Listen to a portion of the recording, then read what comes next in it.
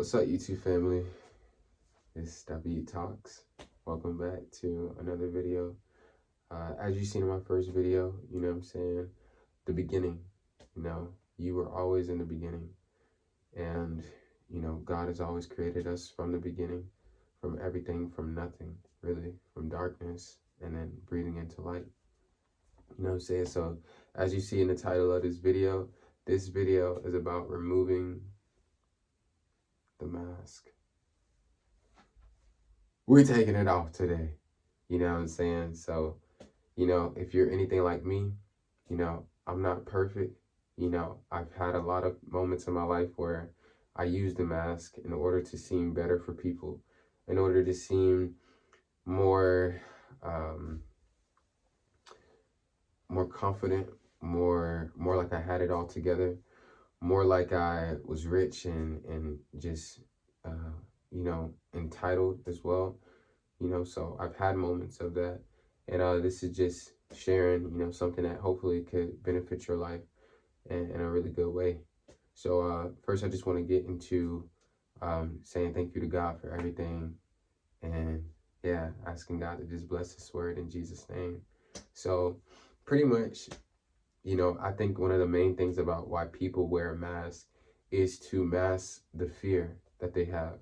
There's deep-rooted fear that I believe that we all innately have as humans within ourselves. Like, like there be times even where we're just paranoid, borderline paranoid, whether it is because we made somebody mad or whether it is we just, we're afraid that something bad may happen to us. We may have gotten into a car accident. We may have lost a loved one in the past. Like, all these things could birth more fear in our lives, as well as heartbreak as well too. If you lost a lover before, like that type of stuff could, birth some heartbreak. And so, those type of things could birth fear in us. And in different ways, we find that fear is coming up more evident in our lives. You know what I'm saying? And, at the core of all of this, it's a mask that gets put into place. It's a mask that we wear when we get around people, that they don't see that side of us, right? Because we want to be seen as prestigious. We want to be respected. We want to not be the bottom of the barrel, right? The scum of the earth. We don't want to get to that level of, shame or disgrace, to the point where our parents look at us different, our siblings look at us different, and evidently just people that we deem important look at us, in a bad light. And so I'm here to talk about, like, yo, when you're wearing a mask, it's like a mascot almost, in a way. And this is an analogy like I've always, I kind of always thought of in a way, like, because it's so significant. I remember even when I was at Chuck E. Cheese, and bruh, I'll be seeing like that scary, like Chucky, like in that costume. You don't know who under there, but bruh is sweating, bruh going in and putting on a show for these kids, for the parents and just everybody, right? But we don't know, behind the scenes what that person really goes through, right? That person could have just lost a loved one, or like I said, heartbreak. Something damaging could have happened to that person's heart, that person's mind, and they still got to show up. And so I feel like a lot of times we're just like that, right? Like we portray this version of ourselves in order to make people feel good around us, in order to make sure that everything is an even kill and that we don't create any type of conflict in our lives. But all in all, what that does is it can bring more conflict in our lives. The more we try to resist and the more we try to get away from conflict, the more it can actually bring it into our lives. So it's important to be able to embrace conflict and understand that it is a part of life. You know what I'm saying? I mean, even Jesus flipped tables inside of the synagogues where they were trading and gambling money. You know what I'm saying? So like, bruh, everybody is going to go through some type of conflict in their life. And to be an authentic person, you have to be able to withstand conflict and challenges and challenging people as well. You know what I'm saying? And so basically, like, overcoming that mascot is where we're at right now. So it's like you have to get real with yourself, right?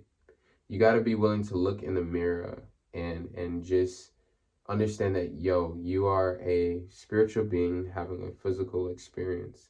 This body that you're clothed in, right? This body that you're clothed, that you got on, right? You may look good, and I like your smile. I like your hair, shawty. My guy. I love your physique, your muscles, right? Your career is stellar. It's incredible. You know what I'm saying? But behind all that, right, we cry sometimes at night. We worry. We fear, feeling deep regret for things. And so, all in all, that brings us to a crushing point. There's a fact that I had looked up. It's like a scientific fact. I ain't that smart now. I ain't that smart. But 60% of the body is made of water. And I thought about this analogy of like filling a balloon with water and applying pressure to that balloon. And so I deem it as the same thing with human beings, right? Like we're so filled with water, but when we get pressure, we have to understand that it's going to pop at some point. At some point, we are going to experience overflow through that. And that overflow, right? I mean, like the quote says, pressure makes diamonds. That overflow is something that needs to happen in each of our lives. We need to reach a point of our lives where we touch a breaking point per se. As bad as that sounds, we need to get to a point where we're cracked open and our gifts are exposed. We are exposed for who we truly are. Our vulnerabilities are exposed, right? Because you can't reach your true destiny if you don't have that truth residing on the outside and inside of you. And that's just what it is. You know what I'm saying? And so like I'm coming to this point of understanding, like embracing the things that you may hate about yourself. It's so funny. Sometimes even like this helped me to be a bit more authentic as well.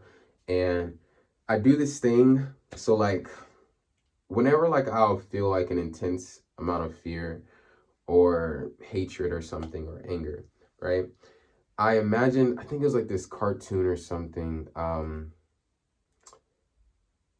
don't know what it was, but it was some type of I imagine like a character, right? Like I imagine like a character and the character be ugly, like just super ugly, like just wrinkled, just dark and just like a figure though. And I'll imagine like I'll dress it up. I'll put like lipstick on it and I'll put like a wig on it and dress it up like in a dress or something. And I'll take it out on a date. But inside of my mind, I'm envisioning this though. I'm imagining this emotion dressed up. And although it's like, it looks so ugly, I just look at it and I smile, I talk to it, and it makes me feel better inside. I don't know why. For some reason, it works. And a lot of times I can comfort that part of myself. And a lot of the emotions that we feel just want to be comforted. Like, you know what I'm saying? Like, most of the times when we're mad ourselves, we just want, either we want our space or we want like a hug or we just want some intimacy, you know what I'm saying? With a man or with a girl, you know what I'm saying? With a girl, with a woman. So it's like, I think it's just so important, you know what I'm saying? Like, to just understand, like, embracing your tough emotions is essential in life. You have to find a system, a sort of internal way that you could be able to just be like, yo, I love what's inside of me, regardless how it makes me feel. Like I'm gonna accept it, and I'm gonna get to this point where I learn to cope with it because it's never gonna leave me.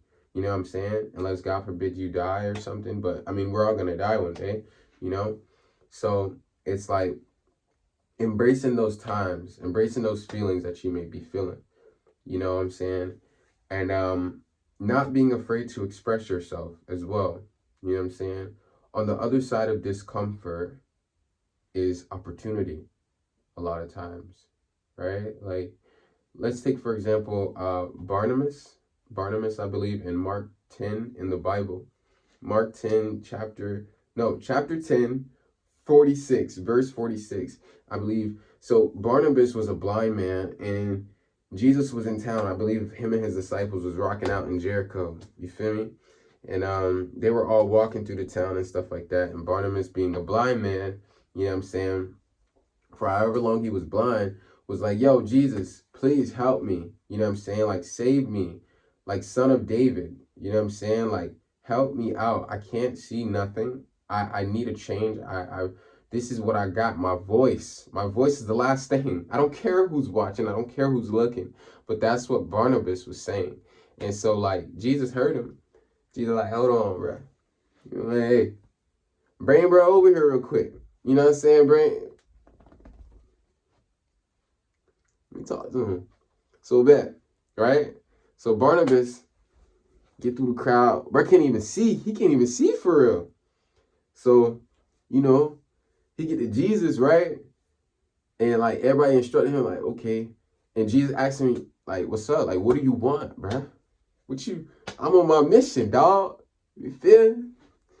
Brother's like, yo, I want to see. He said, bet, bro. You know what? Your faith. And in one of my videos, I believe the first video I posted, I was talking about how your faith is worth more than diamonds. Your faith is worth more than gold. And it's within you. You are born with faith. You're born with faith.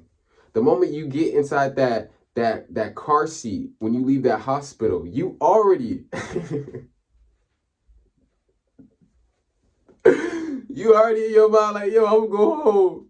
You know what I'm saying? But nah, for real though. But I mean, hey, but we have faith within us. And Barnabas had that. And he came to Jesus and was like, yo, I need some faith. Well, I need to see. I need to see. And Jesus granted that to him. So it's like when we come with that faith and we come with that I don't care who sees me like this at my lowest, when I'm blind, when I can't see, when things ain't going right, when I've been rejected, when I've been neglected, when they didn't look at me, right? I don't care about none of that, right? I'm gonna show up as me because I am divinely called, right? And because I am who I say I am, right? And I'm gonna stand in that truth.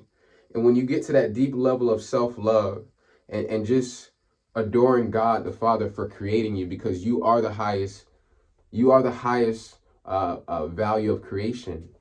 You simply are. And there's no going back from that, right?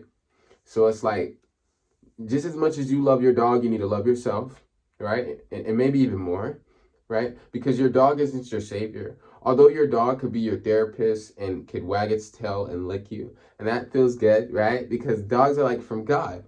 And I love dogs too, I do. You know, I'm not hating on dogs. You know what I'm saying? Shower with your dog. Do whatever you do with your dog. But all I'm saying is love yourself though. Get to a place where you're loving yourself, where you're taking care of yourself, whether it be through meditation, yoga, you know, drinking water, you know, eating fruits. Even if you're not doing it every day, try to implement it into your diet if you can. You know, I myself am working on that. And, you know, I'm not here to judge you either. I'm not here to judge you.